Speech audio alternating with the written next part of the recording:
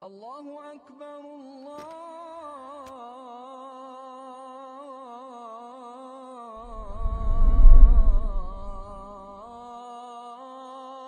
أكبر. بسم الله الرحمن الرحيم. إن الحمد لله نحمده ونستعينه ونستغفره ونعوذ بالله من شرور أنفسنا ومن سيئات أعمالنا من يهده الله فلا مضل له ومن يضلل فلا هادي له وأشهد أن لا إله إلا الله وحده لا شريك له وأشهد أن محمدا عبده ورسوله صلى الله عليه وعلى آله وصحبه أجمعين. Восхваляем Всевышнего Аллаху Субханаху ва Тааля, который достоин всех наших похвал. К Нему обращаемся за помощью, и у Него просим прощения совершенных грехи, и к Нему прибегаем от зла наших душ и наших дурных поступков. Тот, кого Аллах Субханаху ва Тааля наставил на истинный путь, то никто не ведет его в заблуждение. Тот, кого Аллах Субханаху ва Тааля не наставил на истинный путь, то никто не сможет этого сделать. Я свидетельствую, что нет божества достойного поклонения, кроме Всевышнего Аллаху Субханаху ва Тааля, который един и нет у него товарищей. И свидетельствую, что Мухаммад, саллаллаху алейхи вассалям, его раб, его посланник. Амма ба'д. Ассаламу алейкум ва рахматуллахи ва баракату. Иншаллах, после небольшого перерыва начнем, продолжим чтение и толкование хадисов из сборника Абу Дауда, из Сунан Абу Дауда, рахимахуллах. У нас с вами Китаб ат-Тахара, первая книга очищения. И мы дошли до 57 главы в этой книге. Бабу тахлил лихяти. Сказал Абу Дауд, Сулейман ибн Аш'аф ас-Сиристани, рахимахуллах, из глава, скажем, промывания, прочесывания бороды во время совершения омовения. То есть ее положение и хадис, которые приводятся на эту тему. Хадис 145.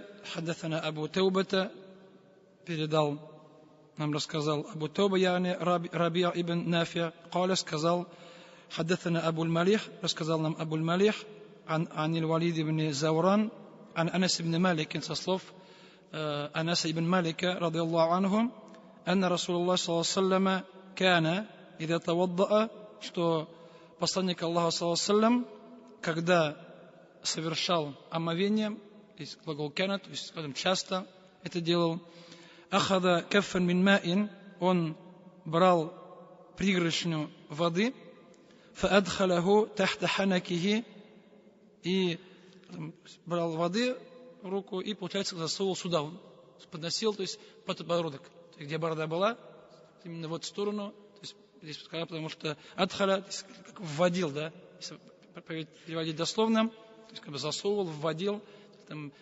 подносил эту воду, то есть в руке тахта под ханак.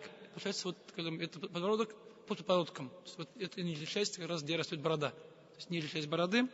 Фахаляля бихили хадаху, и этой водой он, получается, прочесывал, промывал, то есть внутри бороды, чтобы и борода тоже была влажная. Вакаля, и сказал, и говорил, хакада амарани рабби, так приказал мне совершать мой Господь, то есть Всевышний Аллах Субханаху ва Тааля.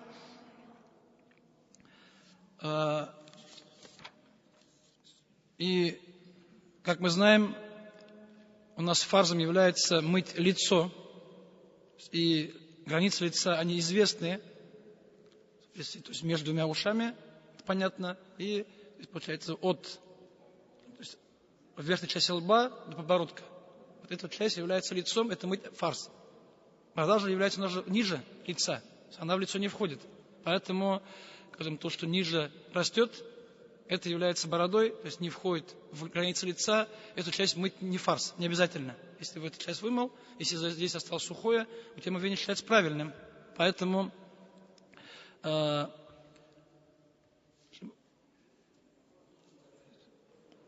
И поэтому можно сказать, то, что борода это действие желательное, то есть не фарс, но из-за того, что посланник Аллаха это совершал, из-за того, что он сказал, так мне приказал мой Господь, то есть есть даже некоторые мнения, что прочесывание, промывание бороды является обязательным. В этом есть разногласия между учеными, потому что часть ученых сказали, что это является фарзом также и в русле, по мнению Малика. Сказал Шафи, Абу Ханифа, его ученики, Ахмад ибн Ханбаль и другие ученые, что в русле является обязательным, потому что русле это мыть все тело полностью, поэтому чтобы все было мокрое, даже каждый волосок у человека был мокрым, чтобы не оставалось ничего сухого, поэтому в русле является обязательным, а в омовении является действием желательным, то есть сунной, то есть не является фарзом. И то, что здесь в хадисе сказано, что посланник Аллаха сказал, так приказал мне мой Господь, Аллах Субхану Тааля, то эти слова не указывают на обязательность. Не указывают на обязательность, так как, во-первых, большинство хадисов приводится, что Пророк Мухаммад совершал, то есть делал, а действия посланника Аллаха, если они не подкрепляются словами, они не превращаются в фарс. Потому что если есть действие, Пророк Мухаммад только совершал это действие и ничего не говорил, тогда это действие максимум сунна. Оно не может быть фарзом. Чтобы стало фарзом, потому что Пророк Мухаммад сказал, так делайте, поступайте. Поэтому то, что касается бороды, в основном это действие посланника Аллаха, которое сам по себе без слов на фарс не указывает, как сказал, максимум указывает на желательность, на сунну. А слова «так показал мне мой Господь» тоже не указывают на обязательность, потому что это касается его, Пророк Мухаммад. Он не сказал, что приказал, сказал мне, ему, сказал, что приказал всем остальным. Поэтому у нас есть действия, которые Пророк Мухаммад только он совершал, касается только его. Поэтому, можно сказать, правильно, что то есть максимум в омовении это является сунной, но в гусль нужно омыть, вымыть, намочить все тело и волосы также. Тем более, есть хадис, в котором сказано, что тахта кулли шаратин джанабатун, что под каждым волоском, там есть, то есть осквернение человека. Если человек осквернен, у него нет гусля, как будто под каждым волоском. То есть каждый волосок нужно намочить, поэтому фабеллю шара, Мухаммад сказал, что намочите, то есть мочите все, то есть волосы на голове, то есть борода и все остальное, чтобы все было мокрое. Ванку башара и чистите, делайте чистое ваше тело. Поэтому исходя из этого было сказано, что во время гусля нужно мочить волосы бороды полностью, время тахарат является сунной. Поэтому если намочил, не намочил, это тахарат является действительным, правильным, он из-за этого не нарушается. Вот это единственный хадис, который привел Абу Дауд в данной главе, промывание, прочесывание бороды, для тех, у кого она есть, во время совершения омовения. Далее Абу Дауд, рахимахуллах, привел следующую главу, Бабуль масхи аля аймамати, глава протирания чалмы. Глава протирания чалмы, ее положение, можно, нельзя, правильно или неправильно это так делать. И сказал, قال حدثنا أحمد ибн Мухаммад ибн Ханбаль, то есть передал хадис от имама Ахмада ибн Мухаммад ибн Ханбаля, рахимахуллах, учителя Абу Дауда. قال حدثنا يحيى ибн Саид القطان рахимахуллах, عن ثور, عن راشد ибн Саад, عن ثوبان, со слов Thawbana, это вольноотпущенник, посланник Аллаха, саллаллаху алейхи ва саллям. Тот раб, которого Пророк Мухаммад освободил.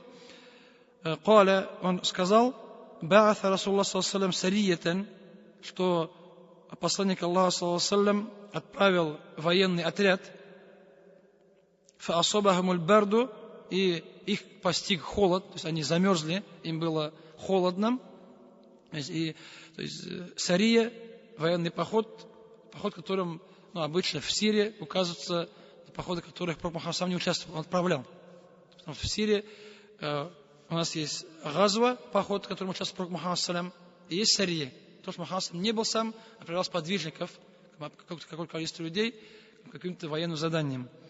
Отправил такой один отряд, и им было очень холодно, и можно сказать то, что иногда люди думают, что Саудовская Аравия, то есть Аравийский полуостров, там всегда жарко круглый год, что там холода не бывает, поэтому сказать, что там было холодно, там люди удивляются, хотя там тоже бывает все-таки прохладно, конечно, не как у нас зимой, но все-таки там, если будет плюс 5 и 0, думаю, там никому не покажется очень тепло, да, и жарко. В Мекке, альхамдулилля, Аллах субхану тааля сделал так, что там круглый год температура в среднем 20 чем-то градусов. Там холода не бывает. А Медина и другие города, там бывает прохладно. Тем более, вот когда декабрь, январь, февраль, вот зимние месяцы, там бывает все-таки ощутимо холодно, особенно и по ночам. И вот этот отряд, они замерзли, было холодно. «Фалямма кадиму аля Расулля саллаллаху, и когда они вернулись к посланнику Аллаха саллаллаху, то есть вернулись в Медину и пожаловались ему, то, что было холодно, тем более брать тахарат, нужно там, может, нет воды, чтобы согреть возможность, поэтому брать тахарат в холод, ночью, когда человек замерз, это проблематично. И они тахарат брали, все совершали как положено, когда вернулись, рассказали, что было так-то, было холодно. И амарахум аньямсаху аля асаибе, и Пророк Мухаммад салям приказал, то есть имеется в виду, разрешил им протирать аля асаиби, дословно переводится как повязка на голове. Асаиб, повязка на голове, и сказано то, что имеется в виду чалма, потому что повязка бинт же мы заматываем же, и чалма тоже наматывается, поэтому то есть асаиб дословно повязки, то есть медицинские там или бинт и так далее, и также имеется в виду и чалма. Поэтому данный хадис приводит в главе протирания чалмы, приводит в главе протирания медицинских повязок, и там хадис приводится одинаково, потому что это же то, что завязывается, обвязывает человек. Вот тесахин, и он приказал им, разрешил им протирать, то есть чалму на голове. Вот тесахин, обувь, то есть хуф, разрешил протирать обувь, которая была у них на ноге, то есть от слова то есть тисхан, то есть или тесахин, взято от слова сахина, то есть теплый, горячий, то есть то, что греет ногу. Протирать то, что на ноге, и то, что греет ногу человеку, то есть обувь. Разрешил протирать им чалму, то, что на голове, и обувь, хуфейн, чтобы облегчить им совершение омовения. И приводит в книге Нейль Аутар имама Шаукани рахимахулла, что имеется разногласие между учеными в том, что можно нельзя протирать чалму, которая на голове человека. В этом вопросе разногласия. И сказали, что протирать чалму дозволено. Это имам Аль-Аузаи, Ахмад ибн Ханбаль, Исхак, Абу Thawr и Дауд ибн Али. Эти ученые сказали, что протирать можно только чалму, то есть даже не трогая волосы на голове. И там же есть некоторые разногласия. Чалму одевать, то есть как обувь одевать с тахаратом или без тахарата. Значит, такое есть разногласие между учеными. Что нужно, если одевать шалму, или наматывать шалму на голову, как вот обувь одевал. Может, тахарат нужно взять? Здесь нужно, не нужно. Это разбирается вопрос. Некоторые скажут, что как и обувь, если одевал, был тахарат, протирать можно. Нет, не был тахарата, протирать нельзя. Сказали некоторые ученые.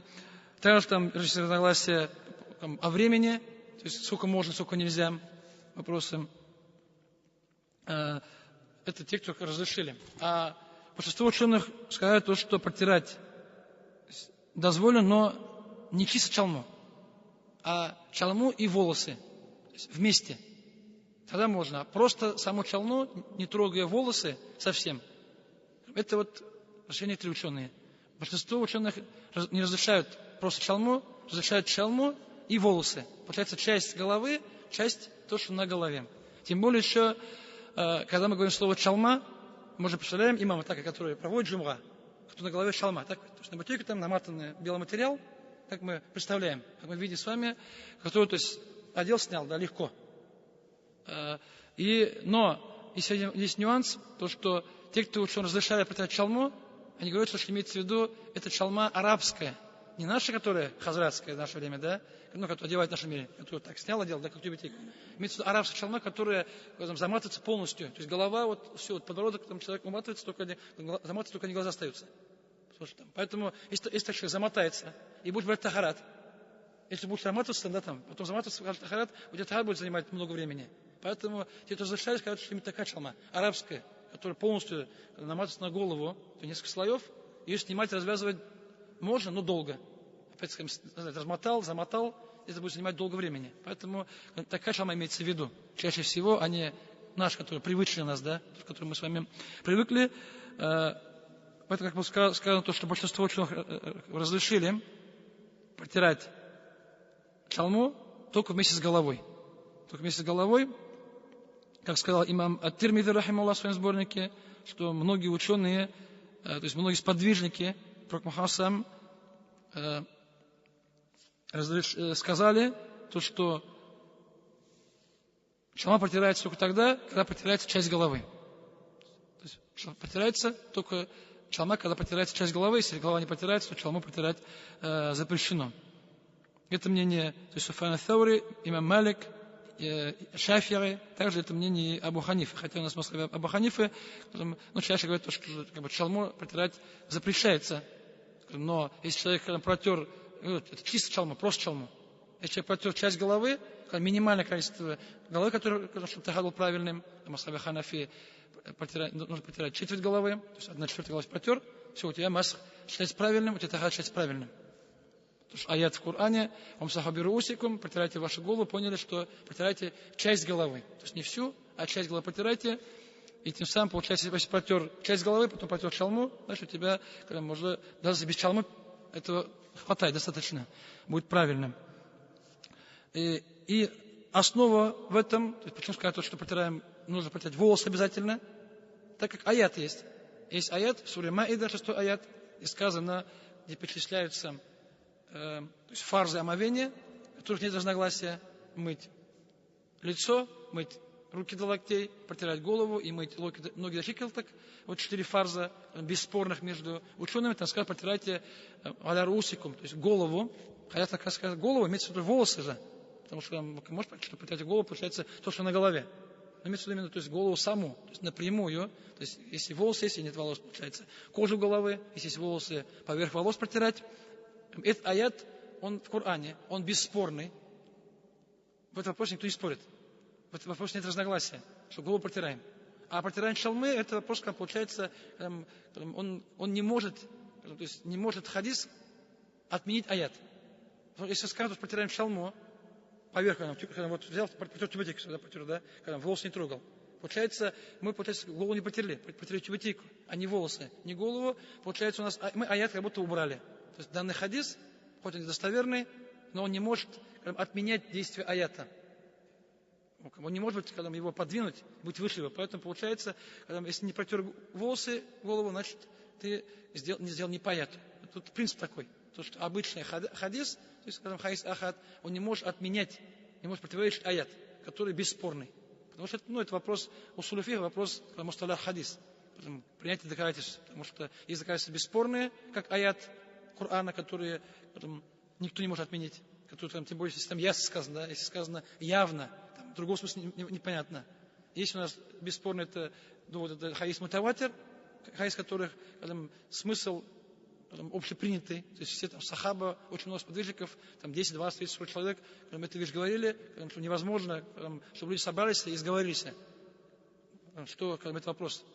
Невозможно сговориться, поэтому это мутаватир, бесспорно. А другие хадисы, которые приводятся, один сподвижник, 2 сподвижника приводят, 5 сподвижников приводят, они считаются как ахад хадис, которые принимаются, но если есть аят и есть данный хадис, если противоречие, берем предпочтение, отдаем аяту, а не хадису.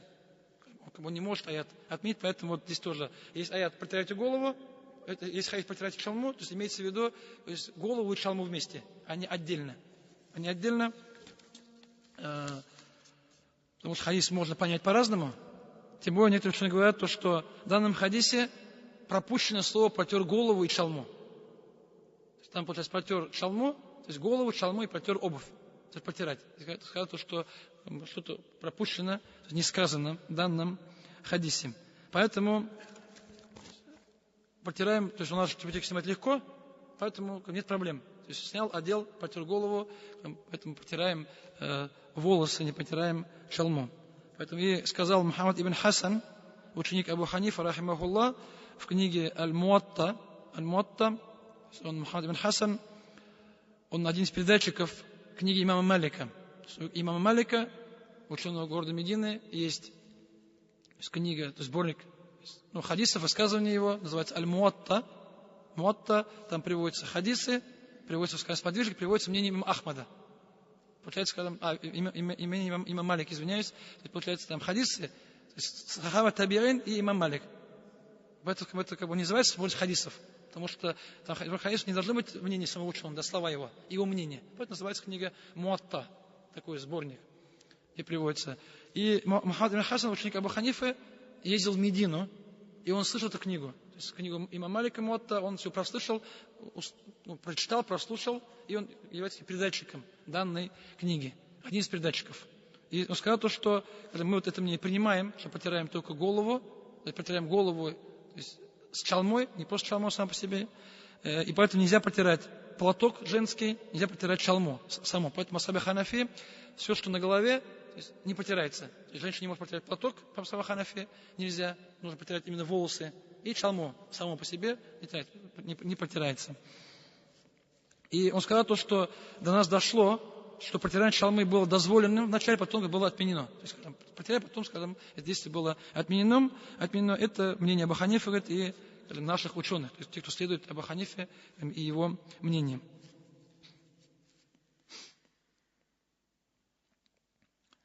Так сказал Абдуль-Хай аль-Лакнауи, рахимахуллах, в толковании сборных хадисов, что в этом вопросе имеются разные хадисы, то есть приводится множество хадисов, приводится, что Мухаммад протирал чалму, со слов Амр ибн Умайя ад-Дамри, со слов Биляля, Мугир ибн Шу'ба и Анаса, но все эти хадисы являются слабыми. То есть посчитал то, что в каждом есть слабость в данных хадисах, поэтому не можешь отменять аят, который является бесспорным. Это вот вопрос, то, что протирание чалмы. Чалмы, хайскада, получается хайскада чалма, но имеется в виду не чалма сама по себе, а вместе с головой, с волосами.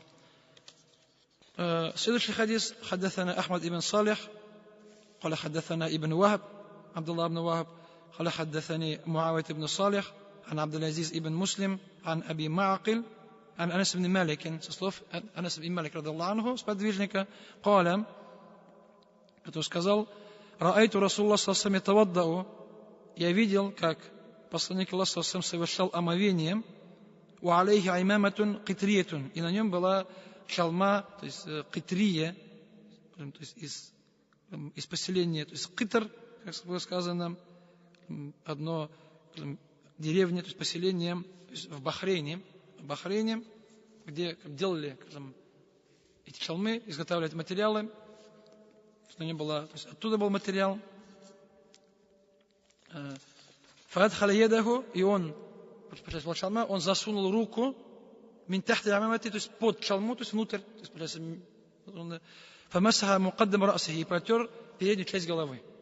Не стал протирать чалму, а протер, получается, внутри. Засунул руку и протер именно, то есть волосы под чалмой. Фалям янкудиль аммата, и не стал развязывать. Не стал развязывать, не сказал снимать же, не сказал то, что не стал развязывать, потому что она была намотанная, то есть сильно. Если бы снималась, он снял бы, да, а если снимать было невозможно, поэтому он не стал ее разматывать, данную чалму. Это, то есть, указывает то, что, как раз это довод, то есть, Масхаба Ханафи, то, что протирается четверть головы. То есть начальная сторона, то есть насия, как приводится в некоторых хадисах, протер насия, то есть, именно переднюю часть головы, то есть, четверть головы протирается вот из данного хадиса. Получается, этого хватает, даже без чалмы. Протер, поставил, провел вперед, все, у тебя голова протерта. Минимальное является выполненным, согласно мнению ученых ханафитского масхаба. Следующая глава Бабу Гаслер Риджли, глава омывания ног. Здесь сказано то, что нет сказано омывания ноги, нет сказано омывания двух ног. имеется в виду, то есть омывание, то есть, всей ноги, то есть сколько нужно мыть во время тахарата, чтобы вымыть полностью, чтобы не осталось сухих мест. Получается, до щиколоток вымыть все целиком полностью.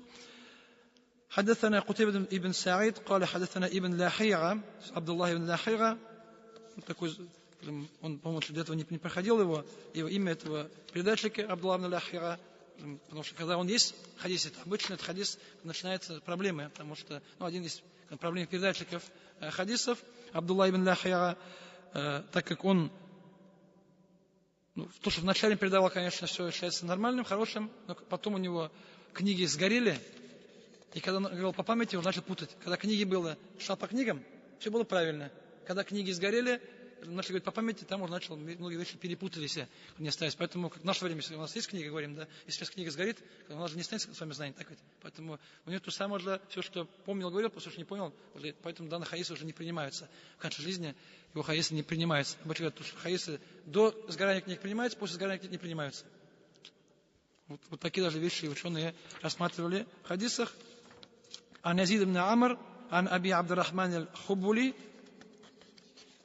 عن المستورد ابن شداد со слов المستورد ابن شداد сподвижник المستورد ابن شداد رضي الله عنه из племени Курайш, он и отец оба являются сподвижниками. قال сказал رأيت رسول الله صلى الله عليه وسلم إذا توضأ, я видел, что посланник Аллаха саллям, когда совершал омовение, ядлюку асаби ариджейхи би хинсарихи, он, тер, промывал пальцы между ног мизинцем. Когда совершал омовение, мизинцем, то есть промывал между пальцами, то есть, мизинцем руки, промывал между пальцами ног. И приводится в некоторых риваятах, что он совершал мизинцем левой руки. Мизинцем левой руки, то есть между каждым пальцем ноги он, получается, засовывал и там мочил, чтобы там было все мокро, чтобы ничего не осталось сухого. Потому что показывает, что все было мокрое.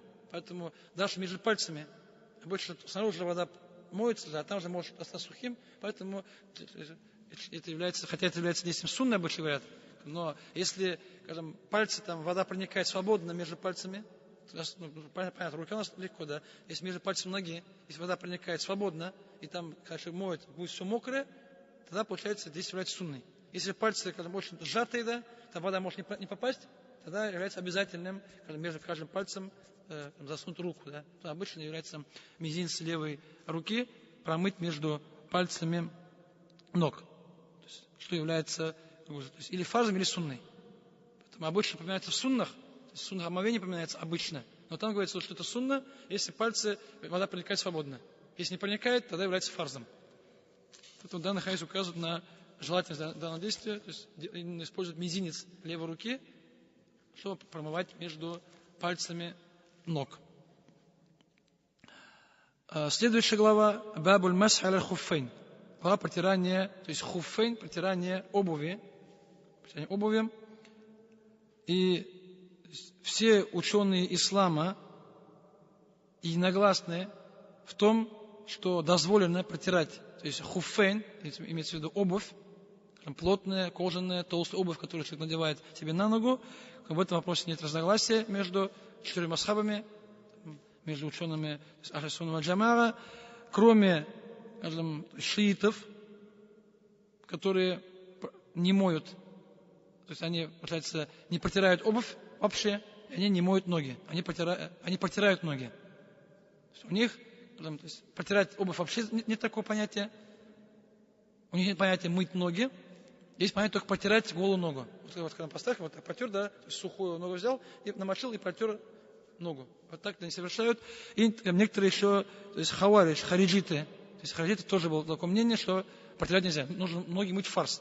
Обязательно протирание запрещено. То есть хаваридж, хариджиты, которые, они же, немного фих тоже, они, конечно, вышли против мусульман вышли, но и фих у них некоторые вопросы, которые они, противоречили. Один из них у хариджитов, у хаваридж, вот именно то, что запрещено протирать обувь. У них, получается, ноги мыть фарс, все. другого не рассматривается.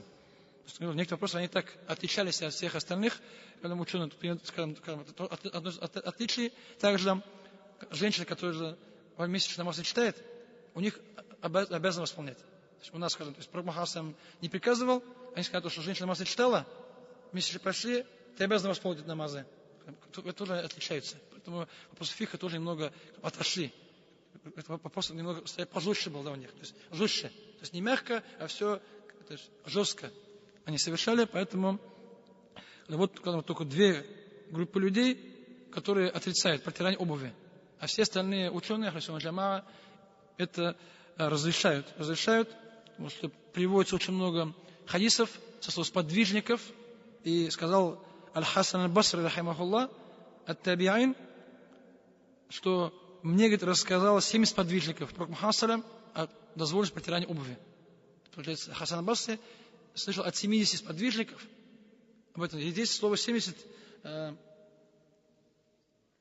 есть здесь слово 70 еще, оно может иметь в виду, что 70 ровно, но араб слово 70 означает очень много. То есть там может чуть больше, чуть меньше, но означает, что очень много сподвижников. То есть немало. Поэтому араб есть слово 70, обычно говорит много. Там может плюс-минус быть в какую-то сторону.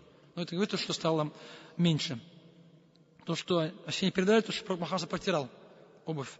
Также сказал имам Ибн Хаджар, рахимахуллах, Ибн Хаджар, Фатхуль Бари, толкование Сахих Бухари, что многие ученые сказали, что протирание обуви является мутаватир, считается хадис очень много. Потому что если когда придет 70, 80, передаст, да, не может 8 человек собраться и сказать, что давай договоримся, да, что такая вещь есть, да, давай соберемся, да, и придумаем сами. И понимаешь, что если 2 человека, 3 человека, да, они могут собраться. Сказать, давай придумаем. Но когда 80 человек, 100 человек собирается, невозможно собрать в одно место всех, сказать, давайте сговоримся и такую вещь введем. Поэтому из того, что очень много, называют мутаватир. Когда, хадис, который, очень много подвижников собрались, рассказали, все, каждый по отдельности, и все совпало, одинаково было. Хотя они там не вместе сидели же. Это когда разные года, разные местах, разное время Пророк Мухаммад протирал. Поэтому здесь нельзя сговориться. Это называется мутаватир, который получается бесспорно принимаемый. Его отрицать нельзя уже. Отрицание мутаватир, это получается что-то не куфр. Это как отрицание Корана получается. Хотя он хадис, но по степени является он почти как Коран.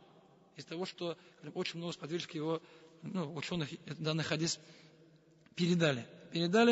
И некоторые ученые собирали сподвижников имена, те, кто передали протирание обуви, и там дошли до 80. То есть, получается, около 80 сподвижников сказали, что Пророк Мухаммад протирал, что является дозволенным.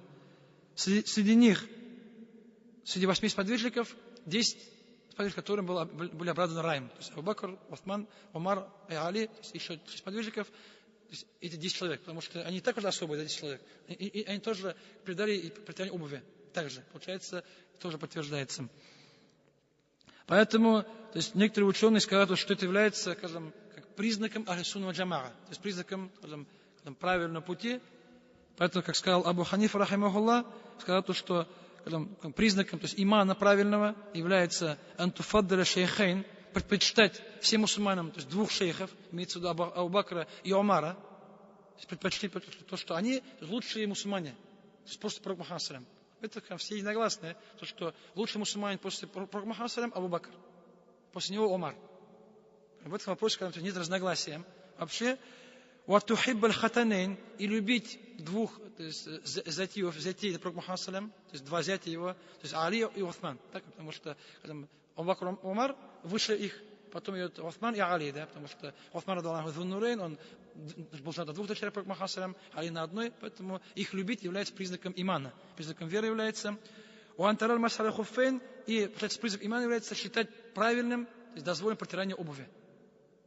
Видите, получается, Абу Бакр Умар так, Усман Али и обувь протирание. То есть стоят почти наравне. То, что пока что это является частью имана, частью веры, частью правильной веры, то есть убеждением человека. Поэтому так сказал Абу Ханифа, что я, говорит, сказал, то есть я признал протирание обуви, только после того, как для меня стало ясно, как солнце днем. Когда солнце видим же, можно не сомневаюсь, поэтому, когда пришло много сообщений, только тогда Абу Ханиф сказал, что это вещь дозволена. А Абу Ханифа, у него критерии к хадисам были пожестче, чем некоторых ученых своего времени. Потому что хадис мутаватир понятно, есть хадис, что машхур хадис называется. Хадис машхур, вот сейчас у Ибн Хаджа, других ученых есть там мутаватир, машхур и ахад, да, хадисы, передачи. Мутаватир понятно, бесспорно. Ахад, когда мало. Машхур, получается, что-то между ними. То есть у Ибн Хаджа и Абу Ханифа машхур слово одинаковое, но термины разные. У Абу Ханифа, чтобы было, хадис был известен первые 3 поколения для всех. Получается, во время пророка Мухаммада, во время сподвижников, табиинов и после них. То есть 3 эпохи, 3 поколения. Если хадис принят, понимаем, не принят, получается, он не такой, не имеет сильно. Поэтому Абу Ханифа хадис не так много. Потому что он поставил жесткий критерий, пожестче некоторые ученые в своего времени. Поэтому я его обвиняю в том, что хадис не принимал. У него мало хадисов, да, почти. Но просто у него условия были жесткие. Жестче, чем у других. Поэтому, видите, даже хадис про тирание обуви кожаной, когда он увидел очень много хадисов, когда у него сомнения развеялись полностью, что это является правильным, все ученые это приняли, сахаба табиин протирали все, поэтому когда он сказал, что как будто солнце ты видишь, ясное, тогда он, получается, поверил полностью, принял данное действие. И поэтому сказать, что если человек отрицает протирание кожаной обуви вообще, говорит, что нельзя. То есть фарз ноги мыть, протирать нельзя вообще ничто на ногах. То есть это есть опасность, что человек неверие, то есть куфра для этого человека. Есть опасность, что он куфр может уйти из ислама. Из того, что он не признает такую вещь явную, ясную в исламе, которую общепризнанную мусульманами. Поэтому, как сказал Абдуллах ибн Мубарак, между сподвижниками не было разногласий при протирании обуви. Все были единогласны. Там, конечно, есть некоторые, приводится от Малика и других ученых, есть отрицание. Не сахаба, а приводится от Малика и еще некоторых ученых, что они отрицали. Но тех отрицал, приводится, что они разрешали. То есть имам Малик запретил, потом в другом месте сказал, что можно. Получается, в любом случае все к этому вернулись. Может, кто-то отрицал какое-то время, но от своих мнений отказались и пришли к тому, что это действие является дозволенным и разрешенным. И хадис. حدثنا أحمد بن صالح قال حدثنا عبد الله بن وهب قال أخبرني يونس بن يزيد عن ابن شهاب الزهري قال حدثني عباد بن زياد أن عروة بن مغيرة بن شعبة أخبره, что, то есть Урва ибн Мугира ибн Шу'ба, это сын сподвижника, то есть сообщил, أنه سمع أباه, что слышал, как его отец Мугир ибн Шу'ба, Мугира рассказывал. Мугир ибн Шу'ба, известный подвижник, и его сын Урва рассказал со своего отца данный хадис. Рассказал Мугир ибн Шу'ба, радаллаху анху, А'адаля Расула саллаллаху, пророк Мухаммад саллаллаху отклонился, то есть от пути, ва ана ма'аху, и я был в это время с ним, фи газвати Табук, во время похода на Табук. То есть когда они ехали, пророк Мухаммад ехал в Табук, то есть поход был на Табук у нас, это последний поход, в котором участвовал пророк Мухаммад сам лично, он был в 9 году по хиджре, данный поход, то есть и Мухаммад салям, то есть там все войско шло, и Мухаммад салям шел с ними, но в один из дней он, то есть все Мухаммад салям отошел от пути, то есть он шел правее, левее, и с ним как раз был Мугир ибн Шу'ба, то есть они вдвоем от войска отделился от похода и повернули немного в другую сторону. Кабля аль-фаджри, это было перед утренним намазом, это было ночью. Они шли ночью, потому что днем же обычно жарко, поэтому там обычно было то, что днем спали, отдыхали, а ночью шли, когда идти спокойнее, проще. Поэтому перед утренним намазом Мугир ибн Шу'ба вдвоем отошли, отклонились от всего отряда. Фа'адалиху ма'аху, я говорю, он ушел, я с ним пошел. Пошел, и Мугир, то есть пошел вместе с ним. Фа'анаха наби саллаллаху алейхи Мухаммад саллям опустил верблюдицу, на которой он ехал, то есть слез с нее, фатабарраза, и отошел справлять нужду. Отошел, то есть скрылся с моих глаз, чтобы я его не видел, для справления нужды. Затем он пришел, фасакабту аля ядихи миналь идавати, и я, говорит, полил воду на его руки из небольшого бурдюка, да, из кожаного мешка, который был у Мугира с с собой. И здесь ученые говорят, что Пророк Мухаммад ушел, вернулся, вода была у Мугиры. Просто воды не было. Получается, он там использовал камни. Приводит то, что даже вода была, но он ее не взял, потому что нигде не сказано, что я дал, то есть Мугира не говорит, что я дал ему воду. Потому что вода была, было известно, видно было, но Пророк Мухаммад ушел без воды, получается, там справил нужду, вытер камнями, без воды. И он пришел, говорит, я начал поливать воду Пророк Мухаммад салям, фагасаля кафейхи, и он вымыл кисти рук, потом он вымыл лицо, затем он поджал, то есть, здесь одежда была же до сюда. Потом он захотел открыть руку до локтя, но одежда была очень узкая. У него была такая одежда, что когда вот делал, невозможно, если у нас есть, когда я пытаюсь, не могу. Получается, дошло, дальше уже не открывался, было очень узко. Поэтому Пророк Мухаммад салям хотел оголить руку до локтя, но из-за того, что рукав был очень узкий, он этого сделать не смог. Поэтому, получается, то есть он вытащил руки из рукавов, там внутри одежды. И получается, когда руки засунул там, и получается из-под одежды вытащил руку, чтобы помыть ее. Не получилось, вытащил руку из-под одежды. И помыл руки до, то есть локтя, понятно, что вместе с локтем. Затем протер голову. Потом он, здесь сказано то, что когда совершил омовение на обувь, имеется в виду протер. Потом он протер обувь, то есть не стал мыть ноги, то есть все как обычно. А когда шел до ног, ноги не мыл, а протер обувь, которая была у него на ноге. Затем он взял, совершил омовение полностью, сел верхом на верблюдицу. Насиру. И мы, говорит, поехали, то есть туда, где вот мусульмане собрались, где отряд утренней намаза, получается, там должны намаз читать. То есть где мусульмане остановились, то есть пошли в их сторону. И когда они доехали до войска для мусульман, там уже намаз совершали. То есть у сахаба уже намаз читали уже. Пророк Мухаммад отсутствовал, то есть без него. Намаз, то есть, нет его же, неизвестно где, поэтому не видели. И поэтому начали намаз читать. И не поставили имамом Абдурахмана ибн Ауфа, радаллаху анху, известный сподвижник, один из тех, кто был обрадован раем еще при жизни. Абдурахман ибн Ауф, радаллаху анху, он родился после года слона через 10 лет. Был моложе Пророка Мухаммада на 10 лет. Принял ислам один из первых, но приводится, что он был друг Абу Бакра, Абу Бакр взял ему дават, и он принял ислам буквально там сразу же, одним из первых принял ислам. Переселялся дважды, то есть в Эфиопию и в Медину, то есть участвовал в 2 переселениях хиджратейне, участвовал во всех походах Пророка Мухаммада, то есть все до единого, ни один не пропустил, везде он участвовал. И сказано то, что его звали Абдуль Каба или Абду Амр, то есть ислам его звали то, что как раб Каба или раб Амра.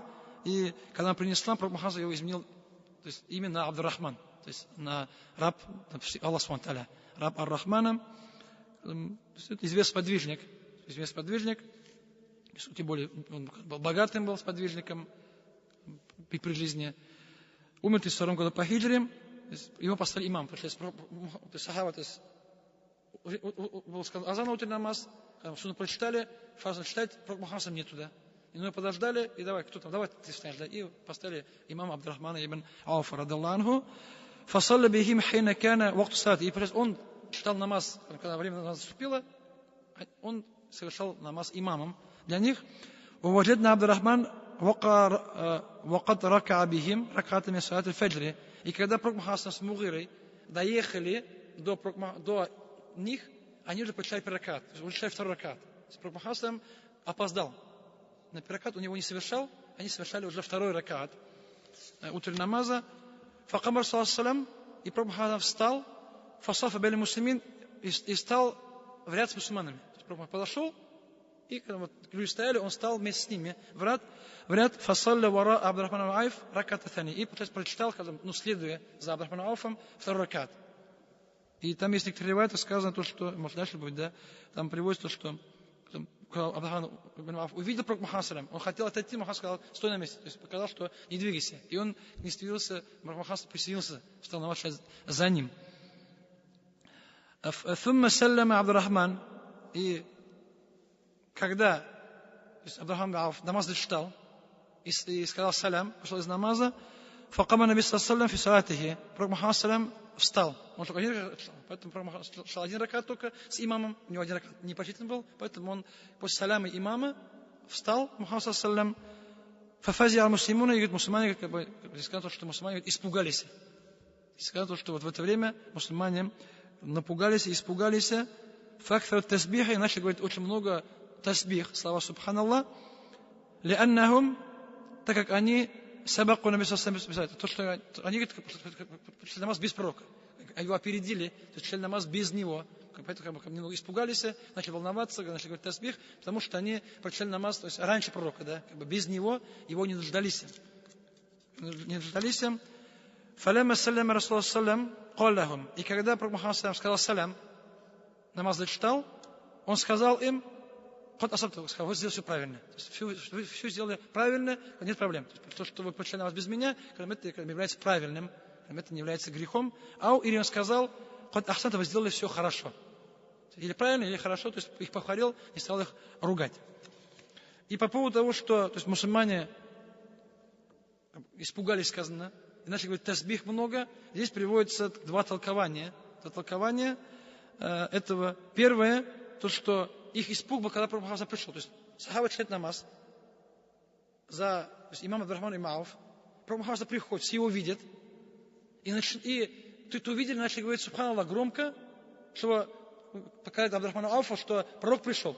Не мог сказать, что пророк пришел, так ведь? Поэтому иначе говорит тасбих, субханаллах, напоминая Абдурахману Ауфу, то есть ему подсказывая, что пришел пророк. Он прошел, ты уходи, пусть он станет имамом. Они говорят в намазе, поэтому, так начали говорить громко в намазе, то, что то есть Абдурахман Ауф почти что уже поддался, почти что хотел уже уйти, но пророк Мухаммад саллаллаху алейхи ва саллям показал ему, стой на месте. То есть, получается, он его видел, показал, то есть стой на месте, не двигайся. И поэтому он подчинился пророку Мухаммаду саллаллаху алейхи ва саллям и не ушел. Это первое объяснение. Почему они испугались, тасбих когда был. Второе объяснение сказано, что это было уже после намаза. То, что когда они говорят тасбих, испугались, что как они посмели читать намаз без пророка Мухаммада саллаллаху алейхи ва саллям. Они себя так само успокаивали, говорят тасбих, субханаллах, что мы сделали, да? Почему так поступили? Пока пророк Мухаммад саллаллаху алейхи ва саллям намаз не читал, их не успокоил, что вы все сделали правильно, вы сделали хорошо, не бойтесь, не переживайте. И хадис указывает то, что если человек опоздал на намаз, то есть он читает, имам сколько успел, когда имам скажет салям полностью, выйдет из намаза, потом уже встаешь и дочитываешь. Ракат, который человек опоздал, да, не читал. Поэтому у нас, когда больше человек приходит первый раз намаз, да, человек путается так, приходит там, да, на зухр, там, 2 раката прочитал, сказал салям, у нас на зухр 4 раката. Если ты прочитал 2 раката, сказал салям и ушел, зухр не бывает 4 раката дома, да, ладно, в сафаре, там 2 раката может быть. Поэтому получается намаз неполноценный, то есть намаз неправильный. Если ты прочитал с имамом, часть намаза опоздал, да, пошел в середине, потом сказал салям и ушел, у тебя намаз не считается, потому что ты не прочитал полностью. Ты ушел только часть намаза. А часть намаза у нас не принимается как намаз, потому что было полностью совершенным. И сказал имам Навави, что в данном хадисе приводится очень много польз. Первое то, что, скажем, человек, который, скажем, то есть выше степенью, может читать намаз за тем, кто ниже степенью. Потому что, то есть, пророк сам и Абдурахман Ауф. И понятно, что пророк Мухаммад выше степени, он же пророк, а это просто подвижник. Поэтому, но, получается, то есть пророк, он может читать намаз за тем, кто ниже, чем он по степени. Поэтому, скажем, если человек может более богатый, да, может больше Коран знать, так ведь. Может человек Коран хафиз, да, скажем, да, он стоит за тем, кто знает 2 суры, так ведь. Поэтому это дозволено, потому что, например, когда вы позвали домой в гости Коран хафиза, но ваш дом это ваш дом. Там имам должен быть. Поэтому если станет имамом вы, который знает 5 сур, да, и он Коран хафиз, он за вами станет, намаз становится дозволенным. Это правильно. Тот, кто ниже степенью, может быть имам тому, кто выше степенью. Это является, пророк Мухаммад показал на примере, что это является дозволенным. И тут, что намаз там же не стоит ждать. Потому что если было в Медине, в городе, там сахаба ждали бы.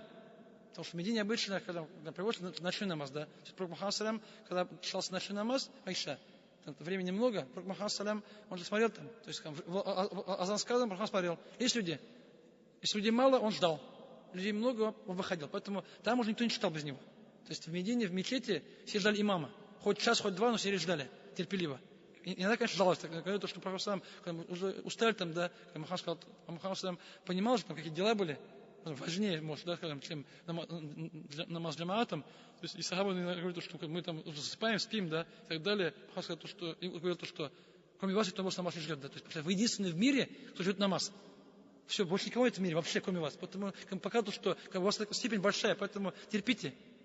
Поэтому показывают, что успокаивал их, что вы единственный в мире, кто ждет намаз. Больше никто не ждет, все. Больше никто намаз больше не читает, да. Спят давно уже.